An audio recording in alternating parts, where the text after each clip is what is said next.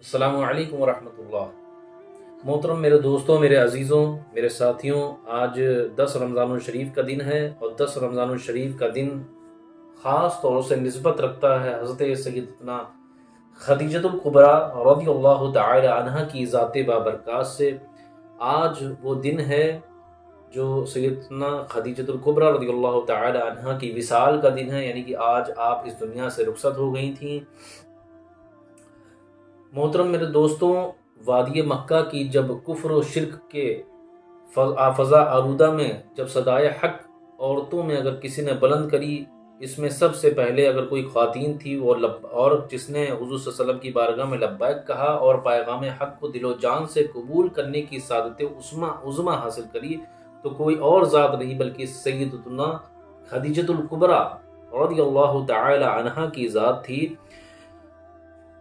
انہوں نے ساری زندگی حضور صلی اللہ علیہ وسلم کی قرب خاص میں رہ کر دین اسلام کی خدمت کرتے ہوئے گزاری۔ سیدہ خدیجہ نے اپنی فہم و فراست، حکمت و تدبر، خدمت و اطاعت، ہمدردی و خیر خواہی، سلیقہ شعری و معاملہ فہمی، پاکیزہ اخلاق و سیرت، رحم دلی، غریب پروری جیسی صفات عالیہ کے ایسے روشن مینار قائم کیے جن کی نورانی شعاعوں سے عالم نسوانیت قیامت تک روشنی و رہنمائی حاصل کرتا رہے گا۔ فروغ اشاعت اسلام کے سلسلے میں سیدہ خدیجہ رضی اللہ تعالی عنہ نے نہ صرف اپنا سارا مال و متاع دہلیز مصطفیٰ صلی اللہ علیہ وآلہ وسلم پر قربان کیا، بلکہ خود کو بھی اس امر عظیم کے لیے وقف کر دیا تھا۔ حضور نبی اکرم صلی اللہ تعالی وسلم کی رضا و خوشنودی کا حصول اور آپ کی ہر خواہش و حکم کی تعمیل ہی آپ کا مقصد حیات تھا، اور شب و روز یہی وظیفہ حیات بھی تھا، حتیٰ کہ سارے تعلقات اور رشتے بھی اس در پر نثار کر دیے تھے۔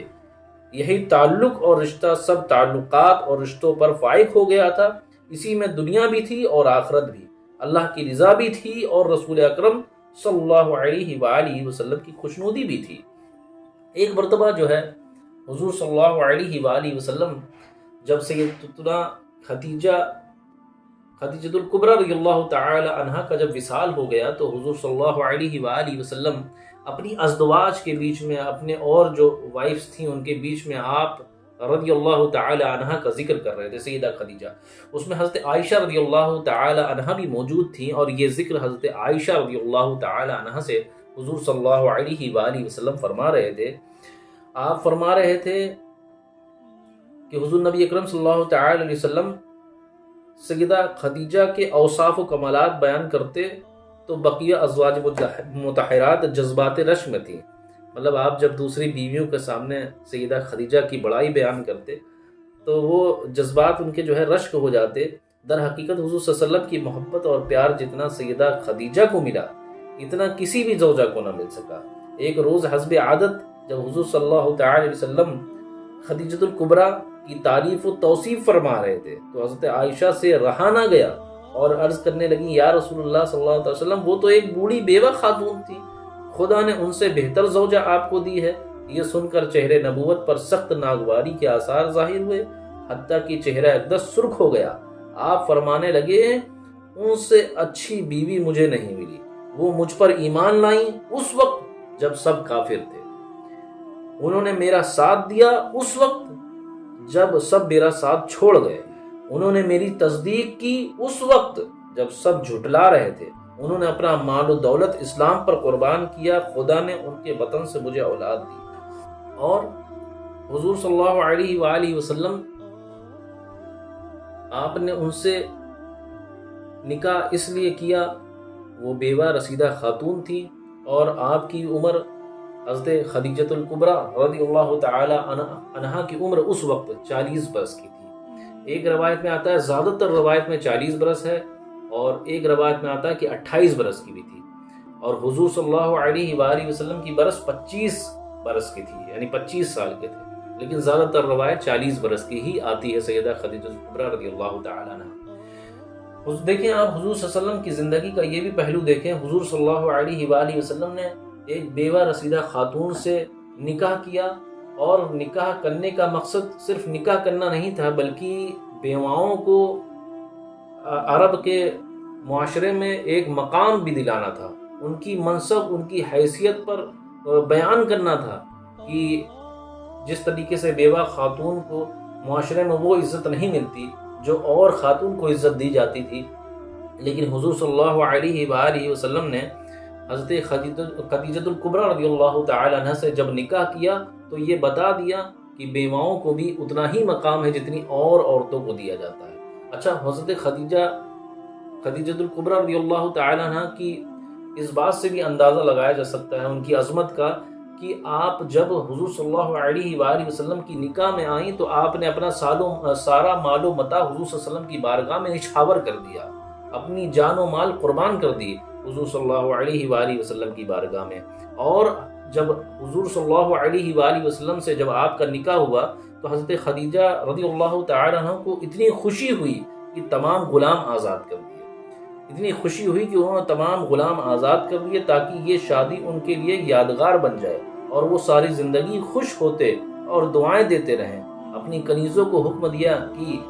دف بجا کر خوب اظہار مسرت کریں۔ حضرت خدیجہ نے سرکار کے قرب کی دولت سرمدی پا کر اپنی ساری دولت آپ کے قدموں میں ڈھیر کر دی اور عرض کی، میرے آقا صلی اللہ علیہ وسلم آپ اس کے مالک ہیں، جس طرح چاہیں تصرف فرمائیں، میرا اس میں کوئی عمل داخل نہیں۔ چنانچہ تاریخ گواہ ہے کہ یہی مال و بعثت کے بعد نصرت اسلام کا سبب بنا اور حضور صلی اللہ علیہ وآلہ وسلم معاشی فکر سے آزاد ہو کر دعوت و دین کا فریضہ کما حقہ نبھاتے رہے۔ میرے محترم دوستوں، بزرگوں، اگر ہم اپنی ازدواجی لائف یعنی فیملی لائف کو، یعنی ہسبینڈ اور وائف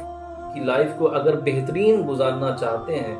تو جو ہے ہم کو یہ جو ہمارے سامنے ایک زندگی کا پہلو ہے کہ عورتیں یا مطلب جو ہے بیویاں اپنے شوہروں پر قربان ہو جائیں۔ مطلب قربان سے مراد یہ ہے کہ وہ ہر طریقے سے اس کی جو ہے محنت کریں، جو ہے اس کا ساتھ دیں ہر پہلو پہ، جیسے سیدہ خدیجہ الکبریٰ رضی اللہ تعالی عنہا نے ہر موقع پر، چاہے وہ کفر وادی مکہ بھی جب کفر کی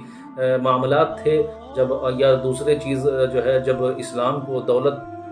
کی ضرورت تھی، ثروت کی ضرورت تھی، تو ایسے موقع پر سیدہ خدیجہ الکبریٰ رضی اللہ تعالی عنہ حضور صلی اللہ علیہ وسلم کی شانہ بشانہ ہر وقت کھڑی رہیں، یہاں تک کہ وحی جب آئی، جب سب سے پہلی وحی نازل ہوئی حضور صلی اللہ علیہ وآلہ وسلم کی بارگاہ میں، تو حضرت خدیجہ الکبریٰ رضی اللہ تعالی عنہ ان کے شانہ بشانہ کھڑی۔ اور روایت میں کتاب میں ہے کہ آپ جب حضور صلی اللہ علیہ وسلم کے اوپر جب وحی نازل ہوئی تو آپ کپ کپا رہے تھے، تو سیدہ خدیجہ الکبریٰ رضی اللہ تعالی عنہ نے ان کو اپنے جو ہے بازو میں اس طریقے سے سمیٹ لیا، اس طریقے سے لے لیا جس طریقے سے جو ہے ایک ماں اپنے بچے کو گود میں لیتی ہے، اس طریقے سے شفقت فرمائی حضور صلی اللہ تعالی علیہ وسلم کو لے کر کے۔ اسی طریقے سے اگر آپ بہتر زندگی گزارنا چاہتے ہیں تو سیدہ خدیجہ الکبریٰ رضی اللہ تعالی عنہ کی لائف کو پڑھیں، ان کی جیونی، ان کی بایوگرافی کو پڑھیں، ان کی سیرت طیبہ کو پڑھیں، تو انشاءاللہ آپ اپنے زندگیوں میں مثبت پہلو دیکھیں گے، انشاءاللہ اپنی زندگیوں کو بہتر بنتے ہوئے دیکھیں گے۔ اور اگر اپنے گھروں کے معاشرے کو تبدیل کرنا چاہتے ہیں، خوش مزاج زندگی بنانا چاہتے ہیں، تو اس طریقے کی سیرت طیبہ کو آپ مطالعہ کریں، اپنے گھروں میں اس کو عام کریں۔ سیدہ فاطمہ، سیدہ خدیجہ، سیدہ زینب رضی اللہ تعالیٰ اور جتنی بھی خاتون اسلام ہیں، جتنی بھی آئی ہیں، ان کے بارے میں آپ مطالعہ کریں تو انشاءاللہ آپ کی زندگی بہتر سے بہتر ہو جائے گی انشاءاللہ۔ آپ سے ایک ریکویسٹ یہ کرنا چاہتا ہوں کہ اگر اس طریقے سے سیدہ خدیجہ رضی اللہ تعالی عنہ کا دن ہوا، یا سیدہ فاطمہ الزہرا سلام اللہ علیہا کا دن ہوا، یا اور بھی جتنے بھی دنوں سے نسبت ہیں، یا کوئی صحابی کا دن ہوا، تو اگر ان دنوں میں اگر آپ اس طریقے سے چھوٹی چھوٹی باتیں اگر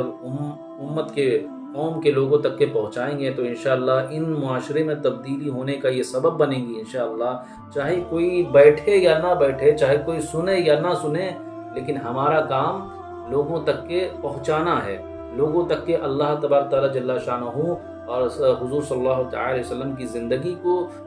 قوم کے درمیان پہنچانا ہے، تاکہ جب قوم 10 باتوں میں سے اگر ایک بات بھی سن لے گی تو انشاءاللہ یہ معاشرہ سدھرتا ہوا نظر آئے گا۔ اور اگر میرے محترم دوستوں اگر کچھ نہیں کر سکتے ہیں تو کم از کم اس ایسی ویڈیوز کو اور ایسی دینی معلومات کو آپ دوسروں تک پہنچائیں۔ اور اسی طریقے سے اگر اور بھی بہت ساری چیزیں اگر جاننا چاہتے ہیں تو ہمارے چینل اہل سنت اکیڈمی آفیشیل کو سبسکرائب کریں، لائک کریں، تاکہ اگر کچھ نہیں کر سکتے ہیں تو کم از کم ان ویڈیوز کو جو ہے آگے شیئر اور لائک کر سکتے ہیں۔ ہمارا چینل اہل سنت اکیڈمی آفیشیل ہے، آپ اس کو ضرور سبسکرائب کریں، لائک کریں اور شیئر کریں، تاکہ زیادہ سے زیادہ معلومات لوگوں تک پہنچے۔ اللہ تبارک تعالی ہم سب کو حسن عمل کرنے کی توفیق عطا فرمائے۔ السلام علیکم ورحمۃ اللہ وبرکاتہ۔